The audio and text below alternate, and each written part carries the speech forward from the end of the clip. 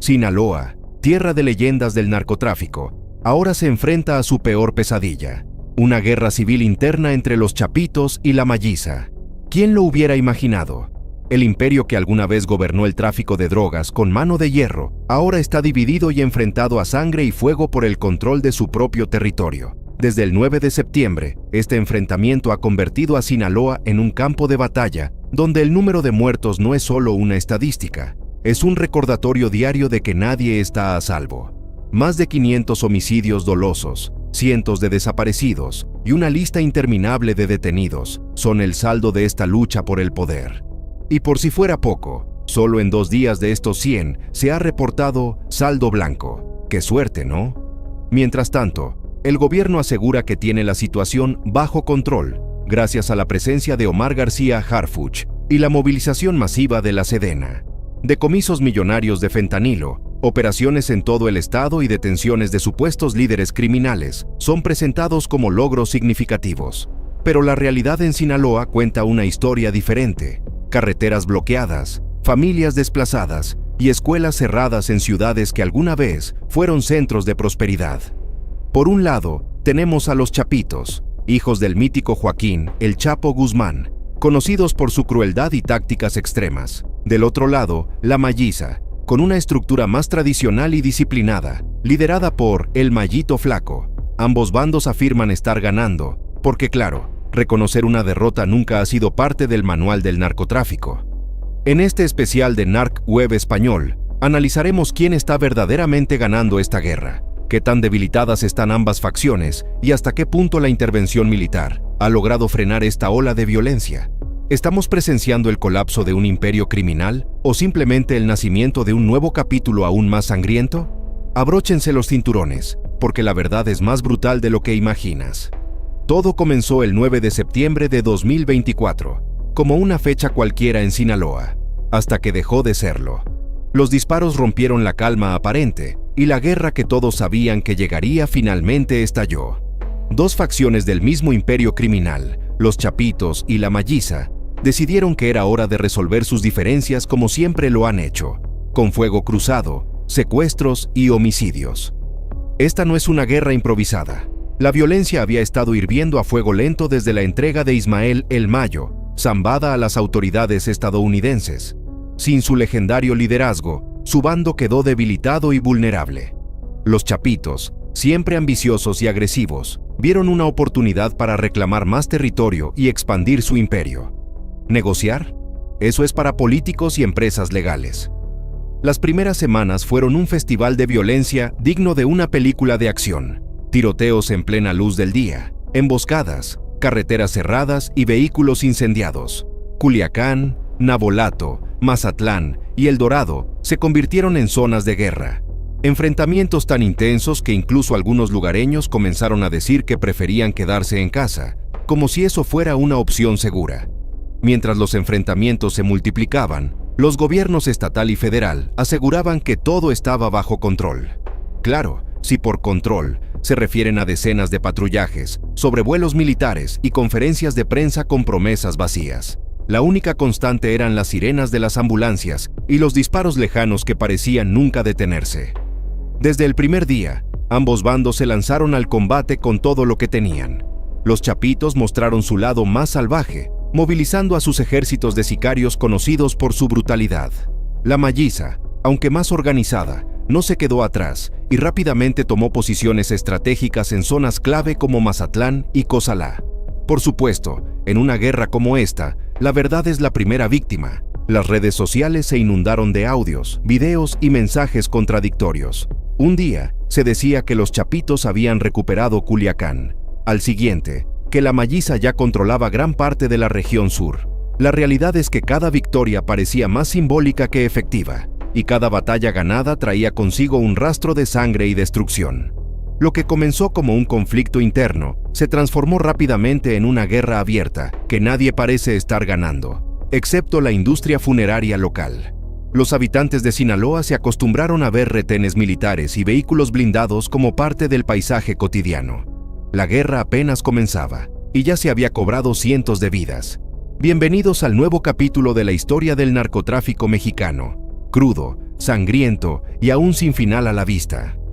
Los números no mienten, aunque a veces desearíamos que lo hicieran. Desde que comenzó la guerra entre los Chapitos y la Malliza, las estadísticas de violencia en Sinaloa han alcanzado niveles tan aterradores que parece que estamos leyendo el guión de una serie de crimen en streaming, pero con la diferencia de que aquí no hay cortes para comerciales ni finales felices. Según datos oficiales del Secretariado Ejecutivo del Sistema Nacional de Seguridad Pública, entre septiembre y diciembre de 2024, se registraron 501 homicidios dolosos relacionados directamente con esta guerra interna. Y sí, leyeron bien, más de 500 personas asesinadas en poco más de 3 meses. Para que se hagan una idea, eso es como si, en promedio, al menos 5 personas fueran asesinadas cada día. Y eso sin contar a los desaparecidos, porque, al parecer, esas cifras son más difíciles de admitir. Septiembre fue el mes inaugural del derramamiento de sangre, con 103 asesinatos registrados. Octubre llegó con más fuerza y 141 muertes violentas, demostrando que la violencia estaba apenas calentando motores. Para noviembre, el conflicto alcanzó su punto máximo con 169 homicidios, convirtiéndolo en uno de los meses más sangrientos que Sinaloa ha visto en años. Claro, si diciembre aún no supera esos números, es solo porque el mes no ha terminado. Por supuesto, estos son solo los casos oficialmente documentados. Las historias de desaparecidos, ejecuciones clandestinas y cuerpos encontrados en fosas comunes son tan comunes que la gente en Sinaloa ha dejado de sorprenderse. Es como si la violencia se hubiera convertido en un macabro nuevo normal. Cualquiera que piense que estas cifras son exageradas debería darse una vuelta por Culiacán, con escolta, claro. Mientras tanto, en los comunicados oficiales, las autoridades aseguran que la situación está controlada y que los operativos han dado resultados contundentes. Y sí, contundentes para los cementerios y las funerarias locales, que están trabajando horas extra. El único saldo blanco registrado ocurrió en 2 días aislados. 2 en 100 días de guerra.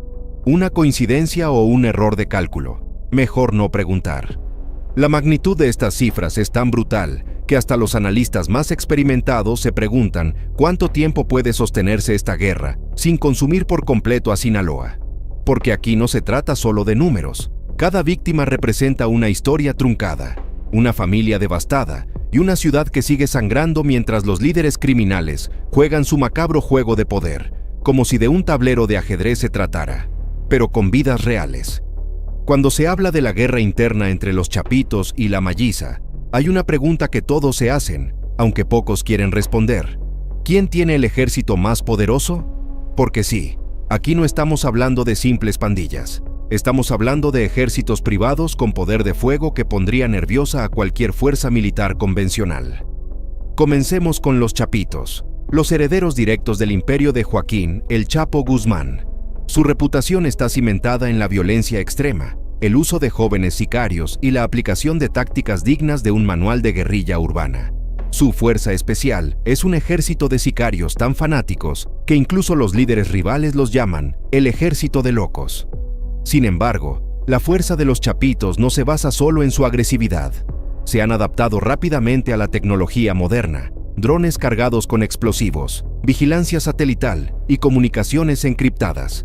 No es una guerra de pistoleros en camionetas, es un conflicto gestionado con precisión militar y brutalidad sin límites. Por el otro lado, tenemos a la Malliza, dirigida ahora por Ismael Zambada Siqueiros, alias El Mallito Flaco. A diferencia de los Chapitos, ellos han optado por una estrategia más tradicional y estructurada, casi como una empresa criminal bien administrada. Su ejército está compuesto por sicarios entrenados, muchos de ellos con experiencia militar real. Su enfoque es más territorial, concentrándose en consolidar regiones clave como Mazatlán, Cozalá y la Sierra de Sinaloa. Los analistas aseguran que militarmente hablando, la Malliza es el bando más fuerte. Controlan una vasta extensión geográfica y cuentan con años de experiencia en la logística del narcotráfico. Sin embargo, su punto débil es la falta de dinero líquido desde la caída de El Mayo. Sin fondos suficientes para pagar la nómina, muchos de sus sicarios han recurrido a la extorsión para sobrevivir. No es exactamente la estrategia más popular entre la población local. Aquí es donde las cosas se ponen interesantes. Los Chapitos, conscientes de esta ventaja logística de la Malliza, supuestamente están explorando una alianza potencial con el Cártel Jalisco Nueva Generación, CJNG, el grupo más violento de México. Si esto sucede, la guerra podría escalar a un conflicto de proporciones aún más devastadoras. Mientras tanto, la guerra continúa. A pesar de su poder, ambos bandos han sufrido golpes severos, detenciones de figuras clave, confiscación de toneladas de drogas y la pérdida de territorios estratégicos. La pregunta es, ¿cuánto tiempo más podrán mantener este nivel de conflicto sin colapsar? Porque una cosa está clara. Cuando se enfrentan dos ejércitos tan poderosos y despiadados, no hay espacio para treguas, solo para más cadáveres.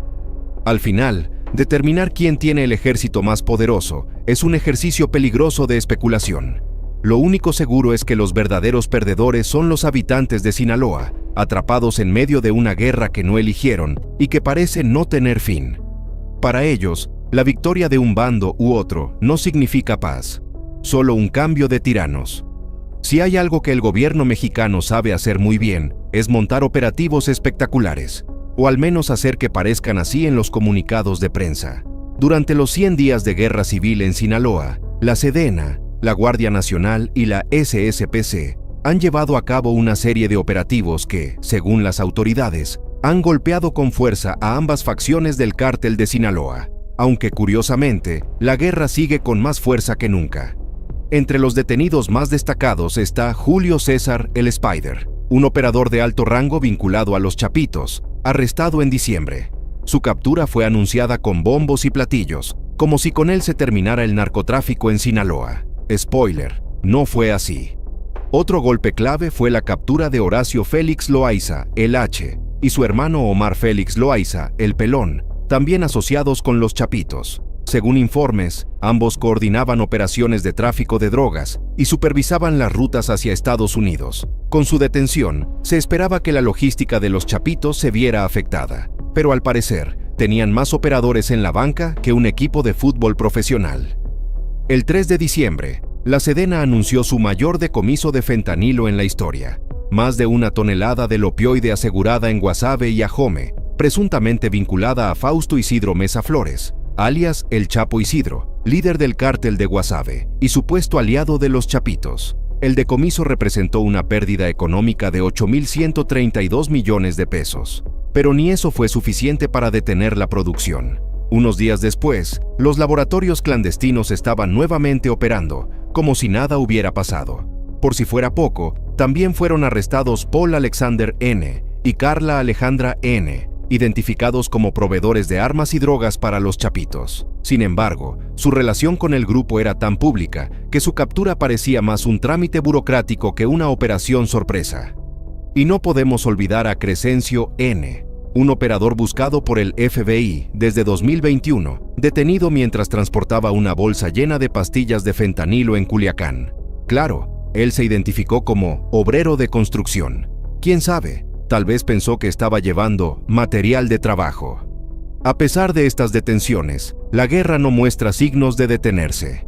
Por cada líder arrestado, hay 3 más listos para ocupar su lugar. Los operativos se sienten más como parches temporales que soluciones reales. La violencia continúa, los decomisos se multiplican y la lista de muertos sigue creciendo. Pero eso sí, en cada conferencia de prensa, las autoridades aseguran que están ganando la batalla. Aunque desde el terreno, parece que los únicos que están ganando son las funerarias locales y los fabricantes de armas. En esta guerra, las detenciones de alto perfil son solo piezas de una maquinaria más grande. Los verdaderos líderes rara vez son tocados, y cuando lo son, sus reemplazos ya están entrenados y listos para tomar el mando. Es un juego interminable, donde las autoridades celebran cada captura como si fuera el capítulo final, mientras los cárteles escriben el siguiente episodio con más sangre y fuego. Cuando la guerra entre los Chapitos y la Malliza se volvió incontrolable, el gobierno mexicano decidió tomar cartas en el asunto, otra vez. El despliegue militar en Sinaloa se intensificó con la llegada de Omar García Harfuch, secretario de Seguridad y Protección Ciudadana, quien fue enviado personalmente por la presidenta Claudia Sheinbaum para pacificar el estado. Todo un gesto simbólico que, en teoría, prometía un cambio. En la práctica, digamos que Sinaloa sigue pareciendo una zona de guerra. Desde su llegada, Harfuch prometió resultados inmediatos, y claro, en términos de números, cumplió. En menos de un mes, se lanzaron 21 operativos militares conjuntos entre la Sedena, la Guardia Nacional y la Marina, incluyendo decomisos de armas, drogas y la detención de figuras clave. Según los reportes oficiales, estos operativos han sido contundentes y estratégicos, lo cual suena impresionante, hasta que recuerdas que los enfrentamientos en las calles no han disminuido ni un poco. En uno de los mayores golpes registrados, las fuerzas de seguridad incautaron más de 765 armas largas, 140 armas cortas, 249,000 cartuchos y 160 granadas. Cualquier ejército estaría impresionado con esa cantidad de equipo militar, salvo que aquí estamos hablando de cárteles de la droga, no de un país en guerra. Además de las armas, se desmantelaron laboratorios clandestinos en Cozalá y Culiacán, donde se encontraron miles de litros de precursores químicos para la fabricación de metanfetaminas y fentanilo. Estos decomisos fueron anunciados como golpes históricos, que, según la narrativa oficial, desmantelaron la capacidad de producción de los chapitos. Sin embargo, no pasó mucho tiempo antes de que surgieran informes de nuevos laboratorios operando, como si la producción de drogas tuviera garantía de reemplazo inmediato. Por supuesto, ningún operativo estaría completo sin la famosa frase de que la situación está bajo control. El gobernador Rubén Rocha Moya incluso describió a Harfuch como un buen embajador de la pacificación. Claro, porque nada dice paz como drones cargados con explosivos, bloqueos en carreteras y enfrentamientos con armas automáticas en zonas urbanas.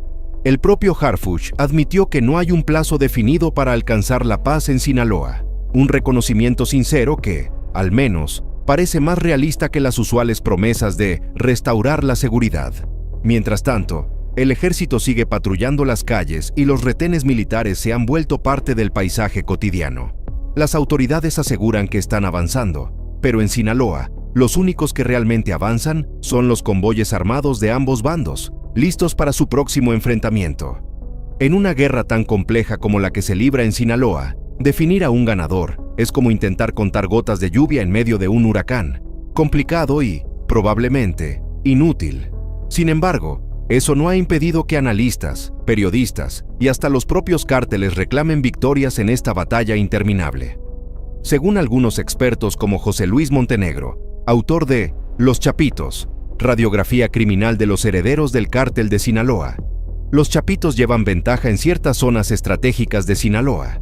Sus alianzas con facciones como los Guanos, los Beltrán Leiva y el cártel de Guasave les han permitido mantener el control de Culiacán y sus alrededores, considerado el corazón del negocio. Si hablamos en términos de marketing criminal, los chapitos parecen tener una marca sólida. Pero, por más que los chapitos presuman su poderío, la realidad es que la Malliza, bajo el mando de El Mallito Flaco, no se ha quedado atrás. Apoyados por los rusos, el cártel de Caborca y los Cabrera Saravia han logrado recuperar amplias zonas de Mazatlán, Cozalá y la Sierra de Sinaloa. También se habla de enfrentamientos intensos en Navolato y El Dorado, donde ambos bandos se han disputado territorios como si estuvieran jugando un macabro juego de Risk. Entonces, ¿quién está ganando? Depende de a quién le preguntes y de qué día sea. En redes sociales y mensajes filtrados, ambos bandos aseguran estar arrasando al enemigo, proclamando victorias que rara vez se reflejan en el terreno. Mientras tanto, la población sigue atrapada en un conflicto sin reglas ni piedad. Las cifras oficiales ofrecen un panorama un poco menos triunfalista. Más de 500 asesinatos en 100 días, cientos de desaparecidos y docenas de detenidos son prueba de que cualquier victoria es, en el mejor de los casos, temporal. Cada golpe de las autoridades parece inclinar la balanza un poco, hasta que la violencia regresa aún más fuerte. Por otro lado, la intervención militar ha golpeado duramente a los chapitos, con numerosas detenciones de operadores clave y decomisos de cargamentos multimillonarios de fentanilo. Pero la Malliza también ha sufrido pérdidas importantes, incluidas supuestas capturas de aliados estratégicos en operaciones de inteligencia. Aún así, los líderes principales de ambos bandos siguen libres, coordinando movimientos desde lugares desconocidos. La pregunta del millón sigue siendo, ¿se puede ganar esta guerra? Los expertos en seguridad pública, como David Saucedo, Aseguran que el desenlace podría depender de factores impredecibles, como una posible alianza de los Chapitos con el CJNG, lo que desataría un conflicto aún más devastador en Sinaloa y en todo el país. En resumen, en esta guerra civil no hay verdaderos ganadores. Lo único seguro es que la violencia continúa, las balas no distinguen bandos y la población queda atrapada en el fuego cruzado. Mientras los cárteles se disputan territorios y las autoridades presumen sus operativos, Sinaloa sigue siendo el escenario de una tragedia que parece no tener final. Al menos no uno que beneficie a los ciudadanos.